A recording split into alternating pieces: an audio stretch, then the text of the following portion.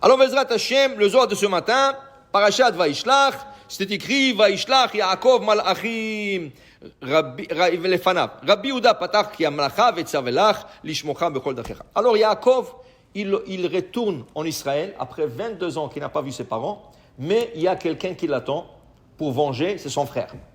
Vaishlach Yaakov Malachim Lefanav. Il envoie des anges pour parler à Esav. Comment ça va, mon frère? Je retourne pour voir qu'est-ce qu'il en est. Qu'est-ce qu'il planifie de faire de l'autre côté? Dit Rabbi Yehuda, c'est écrit dans Tehilim ki malacha vetzavelach lishmorcha bechol da'achecha. Car ces anges d'Akadosh Baruch Hu, il te donnera à toi pour te protéger dans la route. Okay? Et c'est d'ailleurs un verset que nous disons quand nous allons en route.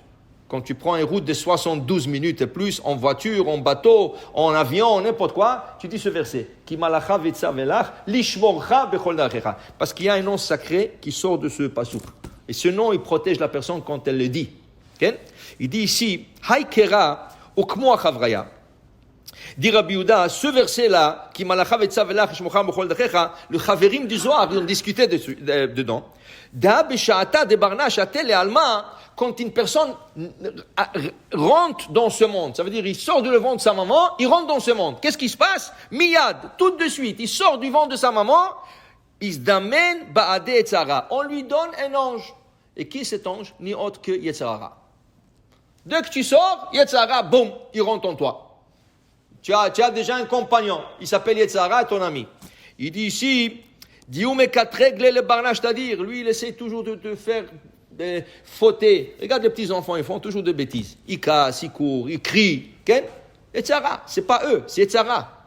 Le rabbi Yitzhak Levi de Barditchov, il disait, si tu vois un enfant, un petit enfant qui est trop turbulent, il court, il saute, il dit, c'est pas sa faute. Et c'est pas Yetzara non plus. Il dit, il a une neshama tellement grande, cet enfant, tellement grande, que le corps est trop petit pour la contenir. Alors qu'est-ce qui arrive? La neshama elle commence à sauter. Elle saute, elle court. Et si tu maltraites cet enfant, et tu la baisses et tout ça, tu as raté un grand potentiel. C'est à cet enfant qu'il faut donner plus d'attention. Aujourd'hui, dans la société moderne, qu'est-ce qu'on fait avec ces enfants? Ritalin, paf, Ritalin, tu lui rends le cerveau out, KO. Okay? Parce que des professeurs ne sont pas des vrais professeurs.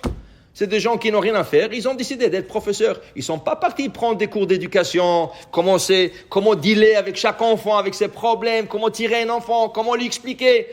Ils ont une classe, ils n'ont pas le temps, ils ont lassé leurs problèmes, ils ont leurs enfants à la maison qui leur cassent la tête. Alors ils arrivent en classe et je ne peux plus avec ces enfants.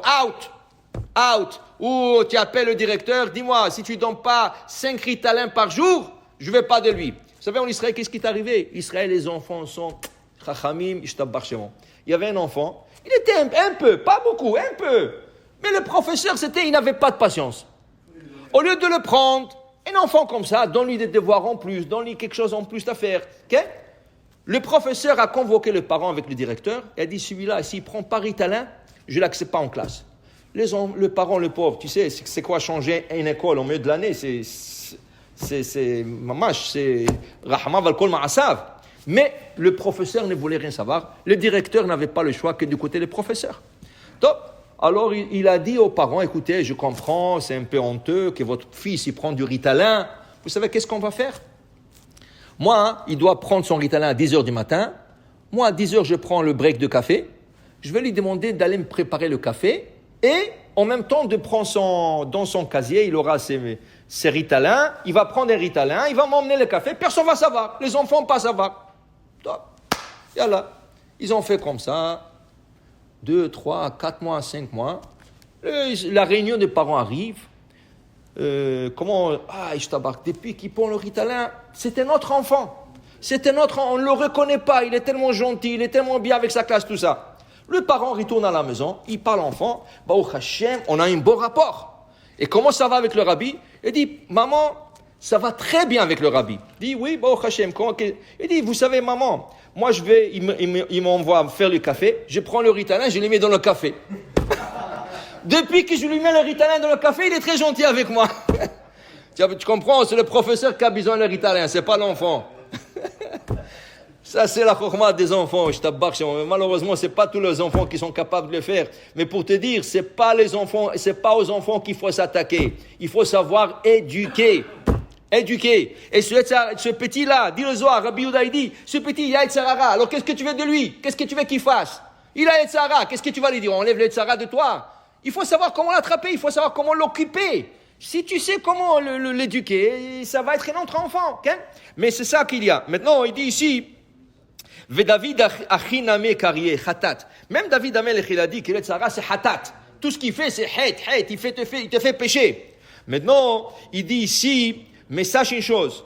Le jour que la personne il vient se purifier, alors là, il reçoit Yetzer Tov.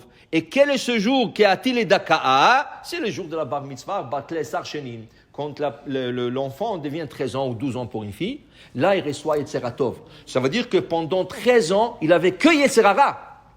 13 ans, tu arrêtes Yetzer Hara.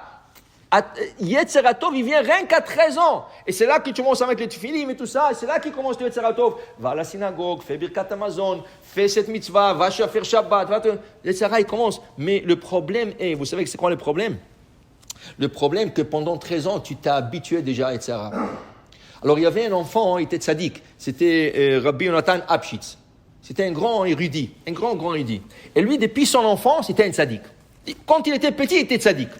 Quelqu'un lui a demandé un jour, comment vous avez fait pendant 13 ans d'être tzaddik comme ça? On dit que l'enfant, il a Yetzer Hara. Il dit, c'est très simple. Il y a une halakha qui nous dit que quand quelqu'un vient chez un dayan, il dit, vous savez, j'ai un problème avec celui-là, il m'a pris de l'argent, je lui ai prêté. Le dayan lui a dit, dois l'arrêter. Si tu veux que je juge entre vous, tu n'as pas le droit de me raconter l'histoire. Il faut que lui vienne, tous les deux ensemble, et là tu dis tout ce qui t'est arrivé.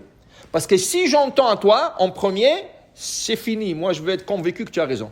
Okay? Et si le gars, il a commencé à tirer sur tout son cas, je vois là, il a fait le dayan lui dit, je m'excuse, va choisir un autre dayan.